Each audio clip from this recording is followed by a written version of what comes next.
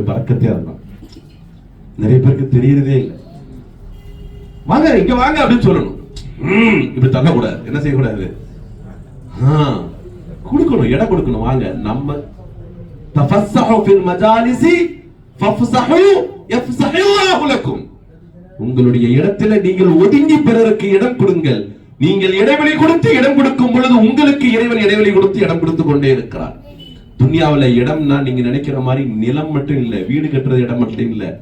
நீங்க நினைக்கிற மாதிரி கிணறு இருக்கிற இடம், சொர்க்கத்து தோட்டம் இடம்னா அந்த இடம் மட்டும் அல்ல.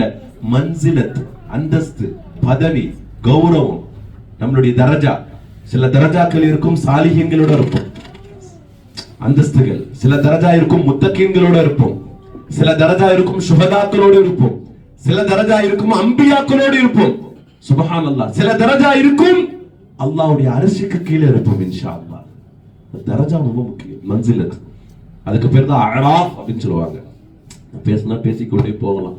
உம்ராவுக்கு வந்துருவோம், மறுபடியும் இன்னொரு டாபிக் போயிருப்போம். இஷாவுக்கு டைம் ஆகுது இல்ல. இதை முடிச்சுட்டு இந்த பக்கம் வந்துட்டீங்கன்னா இங்க இருந்து நீங்க இறங்கி மகாம இப்ராஹிமுக்கு பிறகு ஜம்சம் போவீங்க. இதெல்லாம் ஒரே அமல்ல வந்து நிக்கும். தவாஃப் 2 ரக்காத் தொழுதுட்டு இப்ப எங்க போவோம்? ஜம்சம். ஜம்சம் ஒரு சிறப்பான தண்ணீர். ஜம்சம் பத்தி சொன்னாங்க இல்லையா? அதே சொன்னாங்க இல்லையா? ஜம்சம் பெரிய கோடி, எத்தனை எடுத்தாலும் வந்து பத்தாது. நியூட்ரன்ஸ் இருக்கு, வைட்டமின்ஸ் இருக்கு, மினரல் இருக்கு, எல்லாமே இருக்குன்ட்டு. ஜம்சம்ல எல்லாத்தையும் தாண்டி மத்த தண்ணியை விட ஒரு பெரிய பரக்கத்து இருக்கு. ஜம்சம் பத்தி சஹாபாக்கள் கேட்டாங்க, மா ஹுவ மாஉ ஜம்சம் யா ரசூலல்லாஹ், ஜம்சம் நீர்னா என்னன்னு கேட்டாங்க சஹாபாக்கள். ஸல்லல்லாஹு அலைஹி வஸல்லம் சொன்னாங்க, ஜம்சம் நீர்னா என்னன்னா எனக்கு புரியல, ஜம்சம் பத்தி நீங்க என்ன நன்மையை விவரிக்க கேட்கிறீங்களான்னு கேட்டாங்க. ஆமா, ஜம்சம் என்ன நன்மையை செய்யும் கேட்டாங்க. நமக்கெல்லாம் தெரியும்ல ஜம்சம் என்ன செய்யும். இவ்வளவு அமைதியா இருக்கீங்க? ரொம்ப டஃப்பான கேள்வி கேட்டுட்டோம். ஜம்சம் என்ன செய்யும் நமக்கு? ஜம்சம் குடிக்கிறோம், நமக்கு முஸ்லிம்கள் என்ன சொல்றோம்? எல்லாத்திட்டையும் ஷிஃபா தரும். வேற உடல் ஆரோக்கியம், ரெண்டும் ஒண்ணுதான். ஷிஃபா, உடல் ஆரோக்கியம். ஓகே, சொல்லுங்க, என்ன சொன்னீங்க? இல்மு வேற, அதுல துஆ வேற. மாஷா அல்லாஹ். அல்லாஹும்ம, அது வந்து இல்மு. ரசூலுல்லாஹ் கேட்ட முதல் துஆ ஜம்சம் குடிக்கும் பொழுது. ஜம்சம் என்ன செய்யும் கேட்கும் பொழுது ரசூலுல்லாஹ் சொன்னாங்க, நீ எதை நினைத்து ஜம்சம் குடிக்கிறாயோ அது உனக்கு கிடைக்கும். நாங்க மாஉ ஜம்சம லிமா ஷுரிப லஹு, எதை நினைத்து நீ ஜம்சம்மை பருகிறாயோ குடிக்கிறியோ அதுவே உனக்கு கிடைக்கும் சொன்னாங்க. சுப்ஹானல்லாஹ். இப்போ ஒரு அம்மா சல்மான் கான் மாதிரி எனக்கு புருஷன் வேணும்னு சொல்லி நினைச்சு குடிச்சா சல்மான் கான் மாதிரி கிடைச்சிருமான்னு கேட்டக்கூடாது. கிறுக்குத்தனமான கேள்வி எல்லாம் கேட்டக்கூடாது. இவரு சொல்றாரு, நாஜியார் இவரு சொல்றாரு, நான் வந்து பில்கேட்ஸ் மாதிரி நான் வந்து வந்துடணும்னு ஜம்சம் குடிக்கிறேன்னா அப்படி கிடைச்சினா அல்லாஹ்வுக்கு தெரியும். நமக்கான தரஜா, நம்மளுடைய ஃபதுலுக்கு, நம்மளுடைய தக்தீருக்கு இறைவன் எதை விதித்திருக்கிறானோ அந்த தக்தீரிலே ஃபதுலா இருக்கும் தெரியுமா? ஆதாமின் ஃபதுலி ரப்பி, இறைவன் நமக்கு குறைச்ச கூட அதுல நம்ம தகுதியாக கேட்கிற ஒன்றை அல்லாஹ் நிச்சயமாக நமக்கு தந்துருவான். நம்ம கூட தகுதி இருக்கும். 1 கோடி ரூபாய் நமக்கு வேணும்னு கேட்கிறோம், அதற்கான தகுதி இருக்கானா? எல்லாம் இருக்கு. அதை மெயின்டைன் பண்ண முடியுமானா? மெயின்டைன் பண்ண முடியாது. அது மெயின்டைன் பண்ற அறிவு என்னைக்கு உங்களுக்கு வருதோ அந்த 1 கோடி உங்களுக்கு வந்துடும். தான் விஷயம். நல்லா விளைக்கிங்க. பணம் வரலன்னு இல்ல, பணம் சரி செய்யறதுக்கான டேலண்ட் நமக்கு வந்துருச்சுன்னா ஆட்டோமேட்டிக்கா பணம் வந்துடும். எப்ப மனைவி கிடைப்பா? 16 வயசுலயா? 17 வயசுலயா? 18 வயசுலயா? இல்ல, அந்த 25 வயசுலதான் உனக்கு இன்னொரு ஜோடி இருந்தா நீ எப்படி நடப்பேங்கிறது தெரியும். அப்பதான் கிடைக்கும். அப்ப அதுக்கு முன்னாடி கிடைக்க கூடாதுன்னா கிடையாது, கிடைக்காது. நமக்கான ரிஸ்க் எப்ப நமக்கு கிடைக்கும்னா, இந்த ரிஸ்கை சரியாக நீ இனிமேல் பயன்படுத்துவாய் என்ற முடிவு எப்பொழுது அல்லாஹ் ஏற்படுத்துகிறானோ அன்னிலிருந்து அந்த ரிஸ்க் உங்களுக்கு கிடைச்சிடும்.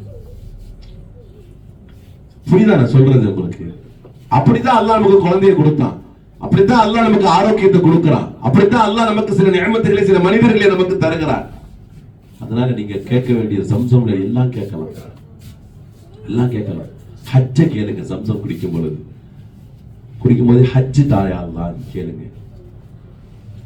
ஆரோக்கியத்தை கேளுங்க.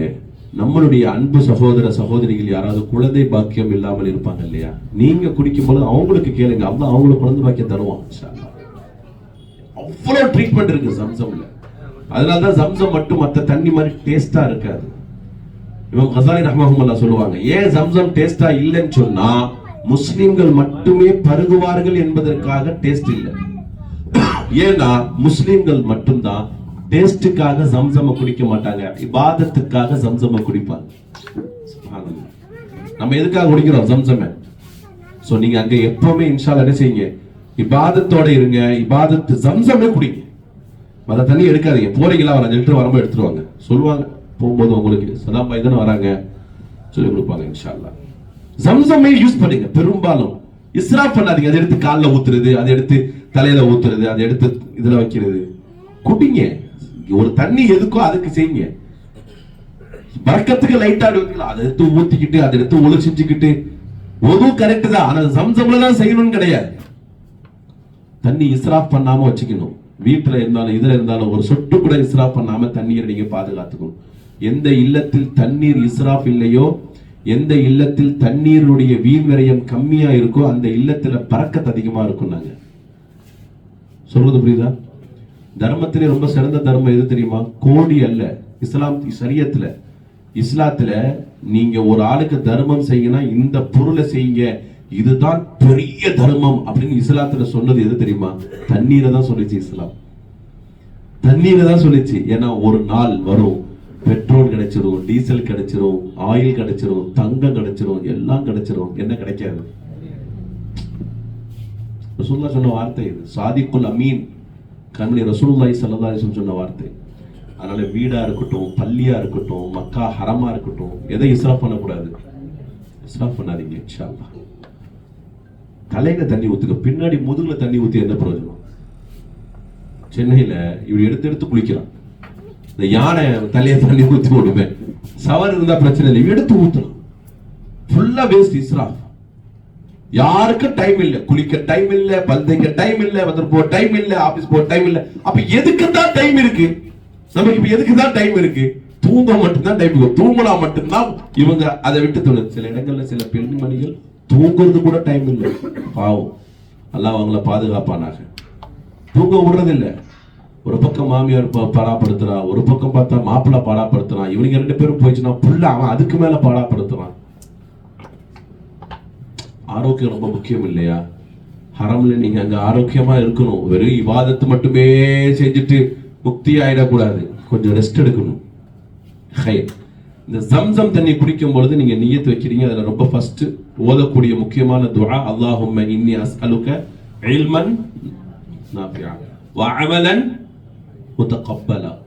நான் இதை தான் ஆரம்பத்தில் சொன்னேன். அமலன் முத்தகப்பல், கபூல் செய்யப்பட்ட அமலை தான் அல்லாஹ் விரும்புவான். நீங்க அமல் செய்தியாங்கிறது விரும்ப மாட்டான். என்ன புரியுதா? என்ன புரிஞ்சு சொல்லுங்க? அமல் செய்தீங்களான்றது அல்லாஹ் பார்க்கல. நீங்க செஞ்ச அமல் கபூலா? சரி, நீங்க செஞ்ச அமல் கபூல்ங்கிறது எப்ப தெரியும்? நீங்க செஞ்ச அமல் கபூல்ங்கிறது எப்ப தெரியும் சொல்லுங்களேன்? அப்படி ஏதாவது ஹதீஸ் இருக்கா? ஏதாவது வழிகாட்டு இருக்கா? ஆனா ஒரு சில விளக்கங்கள் இருக்கு. நம்மளுடைய அமல் கபூலுங்கிறதுக்கு பெரியவங்க சொல்லுவாங்க, இந்த ரமதானா இருக்கட்டும், அடுத்த ரமதானா இருக்கட்டும், இந்த ரமதானில பாக்கியம் செய்தவர்கள் அடுத்த ரமதானில பாக்கியம் செய்பவர்கள். சில பேருக்கு அல்லாஹ் மௌத்தாக்கிட்டா அப்படின்னு சொன்னா அவங்க பிரச்சனை இல்லை. ஹயாத்தோட இருந்து ரமதான் யாருக்கு கிடைக்கலையோ அவங்களுடைய முந்தைய ரமதான் கொஞ்சம் கபூலியத்தில் குறைவு இருக்குன்னு அர்த்தம். இன்னைக்கு நான் சுபஹு தொழுதுட்டேன், இப்ப நாளைக்கு நான் சுபஹு தொழுகணும், கிடைத்தா? இப்ப நான் நாளைக்கு சுபஹு தொழுகலைன்னா நான் தொழுகலைன்னு அர்த்தம் கிடையாது. முந்தைய நாள் சுபஹுல கபூலியத்து கம்மியா இருக்குன்னு அர்த்தம். எனக்கு முந்தைய அமல்கள் கபூலாக பிந்தைய அமல்கள் எனக்கு கிடைச்சு கொண்டே இருக்கும்னு அர்த்தம். நான் சொல்றது புரியுதா? இன்னைக்கு நான் சுபஹு தொழுகிறேன், நாளைக்கு தொழுகிறேன், நாளை மறுநாள் தொழுகிறேன். இன்னைக்கு நோர் தொழுகிறேன், நாளைக்கு தொழுகிறேன், நாளை மறுநாள் தொழுகிறேன். இன்னைக்கு நான் அசர் தொழுகிறேன், நாளைக்கு தொழுகிறேன். இப்படி தொடர்ந்து நான் தொழுது கொண்டே இருக்கிறேன்னா என்னுடைய அமல்கள் கபூலாயிட்டே வருதுன்னு அர்த்தம்.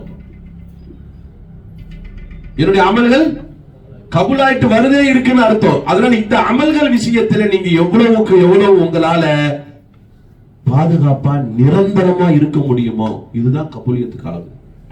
அதனால இப்ப உம்ராவுக்கு போறீங்கன்னு ஃபர்து தொழுதா, உம்ராவுல மட்டும் தஹஜ்ஜத் தொழுதா, உம்ரால மட்டும் சஃபர் தொழுகிறது, உம்ரால மட்டும் நான் நல்லவன் மாதிரி இருந்துக்கிறது, உம்ராவை முடிச்சுக்கிட்டு வந்துகிட்டு அடுத்தது 10ஓடு 11 அப்படின்னு சொல்லி அப்படியே ஓடிட்டனா இந்த உம்ரா கபூல் இல்லையா? நீங்களே சொல்லிருங்க. உண்மை. நீங்க நிறைய பேர் ஹஜ்ஜுக்கு போயிட்டு வராங்க, ஹஜ்ஜுக்கு போயிட்டு வந்து ஹஜ்ஜில இருந்த மாதிரிலாம் இல்ல. அல்லாஹ் அறிவான் கபூலியா. நம்மளுடைய உள்ளத்துல நமக்கு அது கபூலியத்து கிடைக்குமா கிடைக்காதா? அப்ப ரசூலுல்லாஹ் கேக்குறாங்க, அமலன் முத்தகப்பலா இருக்கணும்ங்கறாங்க, கபூலியத் செய்யப்பட்ட அமலா இருக்கணும். அப்புறம் தான் ரிஸ்கன் வாசிஅன் ஹலாலன் தய்யிபா, நறுமணமான ஹலாலான லேசான விசாலமான ரிஸ்கை அல்லாஹ் எங்களுக்கு தா. சம்சம் குடிக்கும் போது 3வது கேட்டது. 4வது தான் என்ன கேக்குறாங்க? ஷிஃபாஅன் மின் குல்லி தா, எல்லா நோய்களிடமிருந்தும் நிவாரண மருந்தாக சம்சமை ஆக்கு. எப்ப கேட்டாங்க? அத லாஸ்ட் கேட்டாங்க ஷிஃபாவை. நாம தான் சம்சம்